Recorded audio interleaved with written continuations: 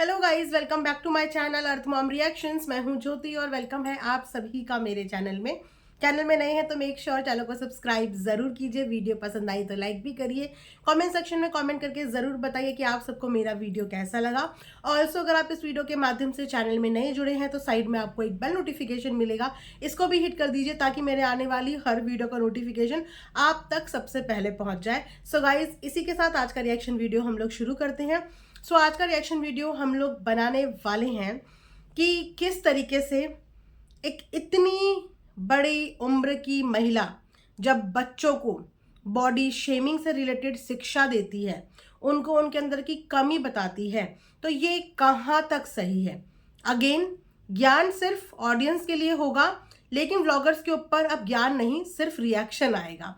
उम्मीद करती हूँ कि आप सबको वीडियो पसंद आए। बिना स्किप करे हुए पूरा रिएक्शन वीडियो जरूर देखना। एंड उसी के साथ अगर आप लोगों को ये जैकेट पसंद आ रही है जो कि विंटर स्पेशल है, काफ़ी कोजी, काफ़ी वार्म और काफ़ी लाइट वेटेड है।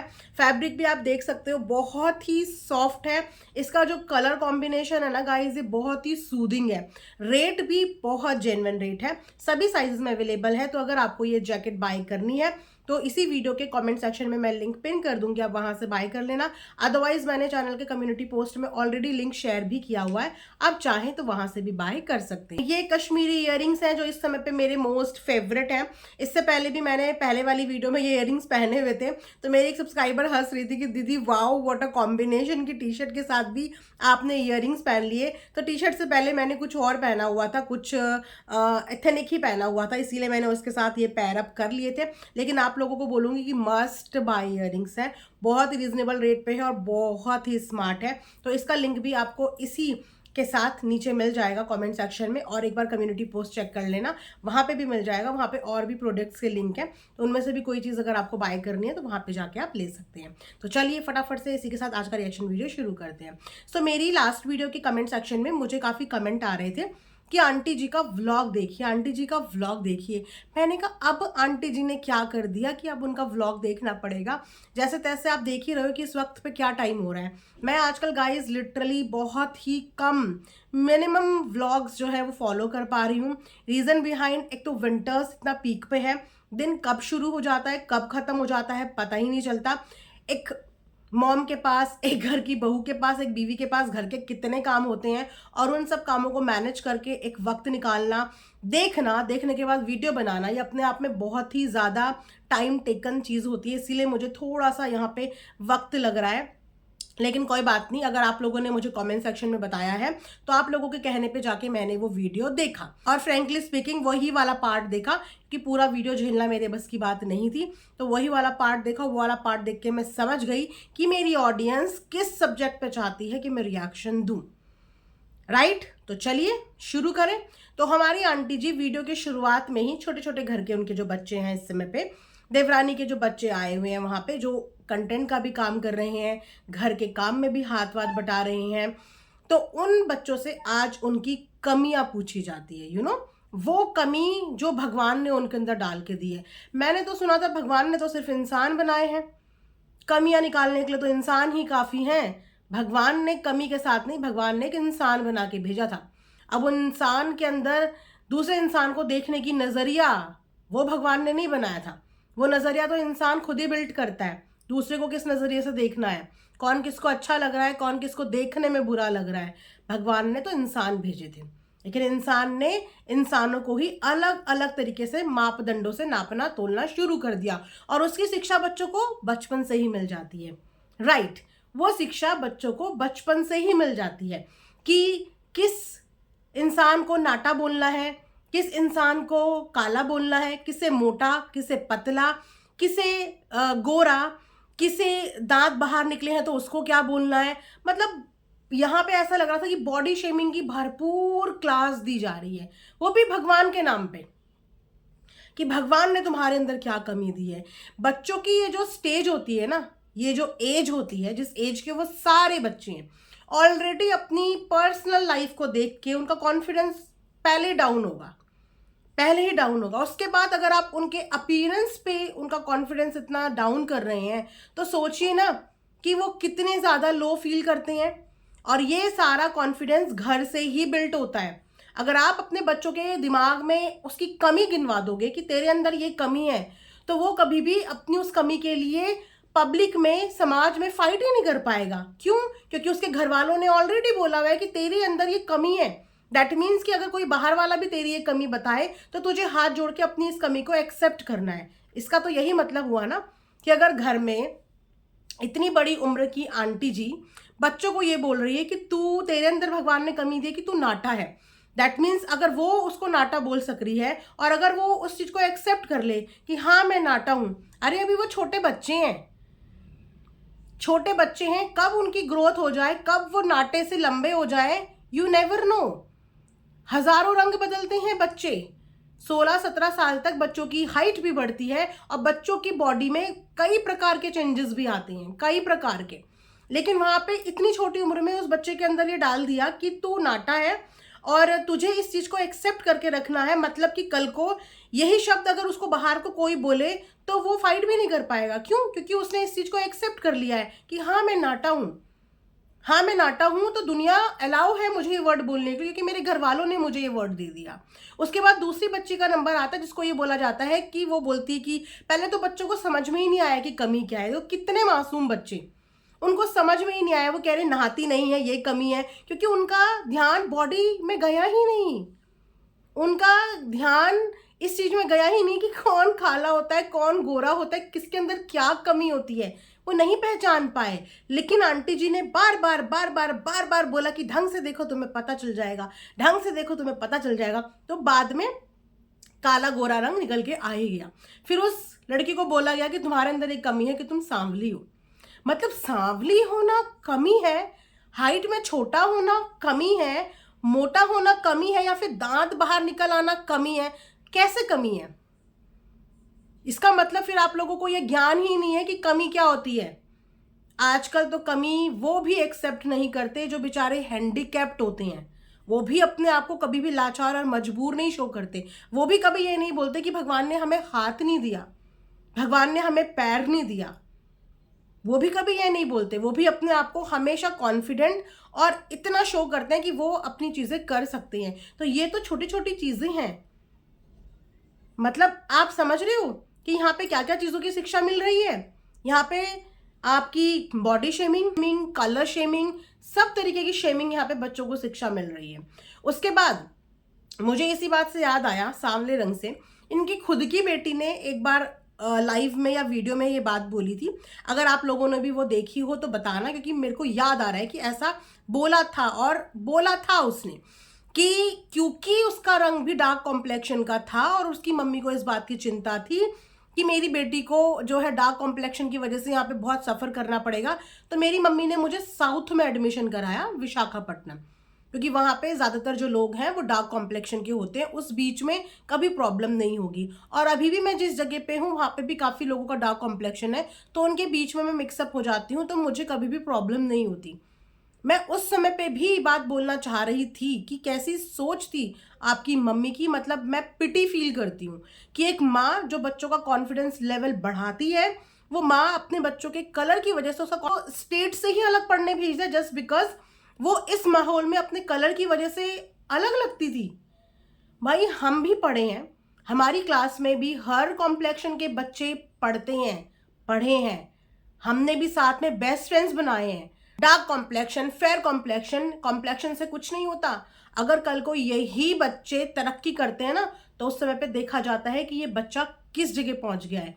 ये नहीं देखा जाता कि ये देखने में काला है, ये देखने में गोरा है, देखने में नाटा है, देखने में कैसा है, ये नहीं देखा जाता, उसकी ग्रोथ देखी जाती है। तो उस समय पे अब आप समझ लो कि क्या सोच थी उस वक्त पे कि अपनी खुद की बेटी के लिए इतने इनसिक्योर है। तभी बार बार आपने नोटिस किया होगा कि इनकी खुद की बेटी भी दिखाती जरूर है कि कॉन्फिडेंट है, पर है नहीं। अपने कलर को लेके वो इतनी इनसिक्योर और इतनी अंडर कॉन्फिडेंट रहती है कि हर 2-4 बार वो जब भी लाइव करती है क्या कंपेयर करती है, मेरा रंग भगवान जैसा रंग है, मेरा रंग ईश्वर जैसा रंग है। बोलने की जरूरत क्यों है? बोलने की जरूरत क्यों है कि मेरा रंग कैसा है, मेरा रंग कैसा है? ये मेरा रंग है और मैं इसी के साथ हूं।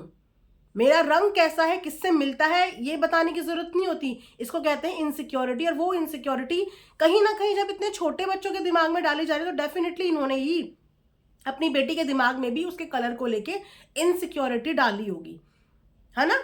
तो जैसे आप इन बच्चों के डाल रही हैं, उसके बाद तीसरे वाले बच्चे की बारी आती है जो काफी कॉन्फिडेंट था। आपने नोटिस किया होगा जब उससे पूछा जाता है कि तुम्हारे अंदर क्या कमी है, तो वो बिल्कुल कॉन्फिडेंस के साथ बोलता है मेरे अंदर कोई कमी नहीं है। लेकिन वहां पे भी उसका कॉन्फिडेंस तोड़ने के लिए उसको भी रियलाइज करवाया जाता है कि अच्छा तेरे दांत ऐसे हैं। तो जब यही यही तुम्हारी भी शरीर के अंदर, तुम्हारी भी फैमिली के अंदर, जब इन्हीं नाक नक्शों को लेके, इन्हीं अपीयरेंस को लेके जब दुनिया बोलती है, पब्लिक में लोग बोलते हैं, कमेंट सेक्शन में लोग बोलते हैं, तो फिर तो आप लोगों को इस बात का बुरा लगना ही नहीं चाहिए, क्योंकि आप अपने घर के छोटे से बच्चों को इसी चीज की शिक्षा दे रहे हैं। तो फिर क्यों आपकी बेटी भी अपने रंग के ऊपर इतना भड़कते हुए आती हैं, जब कमेंट सेक्शन में उनको उनके कॉम्प्लेक्शन के लिए कोई बोल दे तो वो फटाफट जस्टिफिकेशन देने आती हैं, क्योंकि आप लोग तो एक्सेप्ट कर चुके हो ना ये चीजें, तो आप लोगों को तो बुरी नहीं लगनी चाहिए। हंसते हंसते इनफैक्ट बच्चों को उनकी कमियां गिनवाई जा रही थी, तो जब लोग भी आपको आपकी कमियां बताते हैं कि आप ऐसे हो, आप वैसे हो, तो आप भी उन कमियों को हंसते हंसते एक्सेप्ट किया करो ना, कि हाँ हम ऐसे हैं, अब क्या कर सकते हैं, हाँ हम ऐसे हैं, अब क्या कर सकते हैं। तो इन बच्चों के पेरेंट्स की हालत तो आप देख ही रहे हो, लेकिन इनका फ्यूचर क्या होने वाला है वो भी मुझे नजर आ रहा है। मतलब अच्छे खासे दिखने में वो बच्चे हैं, कल को पढ़ लिख जाएंगे, अच्छा मुकाम हासिल कर लेंगे, लेकिन वो इन्हीं चीजों में घुसे रहेंगे कि मेरे दांत ऐसे, मेरा मुंह ऐसा, मेरा रंग ऐसा, मेरा कद ऐसा, मेरा हेल्थ ऐसा। उसके बाद इन लोगों को ज्ञान की जरूरत नहीं है। ये एक स्कूल ओन करते हैं, लेकिन स्कूल में तो मुझे लगा है कि हमेशा से यही सिखाया जाता है कि सब बराबर हैं, सब बराबर है। वहां रंग रूप को सबको साइड में रख के बराबरी, इक्वालिटी सिखाई जाती है। पर मैं पहली बार ऐसा टीचिंग बैकग्राउंड की फैमिली देख रही हूं जो बच्चों को इतनी शुरुआती स्टेज में, जहाँ पे बच्चों का बेस बिल्ट होता है, वहां पे उनको इस बात का ज्ञान दिया जा रहा है कि आपके अंदर भगवान ने क्या कमी दी है। तो मैं बोलूंगी कि भगवान ने ऐसे लोगों के दिमाग में कमी दी है, जो लोग दूसरों को इंसान से हटकर, उसकी हरकतों से हटकर, उसकी अपीयरेंस पे ज्ञान देते हैं। उनकी भगवान ने उनको क्या दिमाग दिया है उस चीज के लिए आप सोचो। फिर इन लोगों को बुरा भी नहीं लगना चाहिए कि जब इनको पूरी दुनिया अलग अलग नामों से पुकारती है, तो फिर इनको भी बुरा नहीं लगना चाहिए। क्यों? क्योंकि आज हमने लाइव देखा है कि कैसे छोटे बच्चों को उनके अंदर जो है भी नहीं वो चीजों का ज्ञान दिया जा रहा है, जिन ज्ञान की जरूरत ही नहीं है। जिस ज्ञान की जरूरत है कभी वो ज्ञान देते हुए आपने इन्हें देखा नहीं होगा कि कभी उनको एक्चुअली में ज्ञान दिया जाए।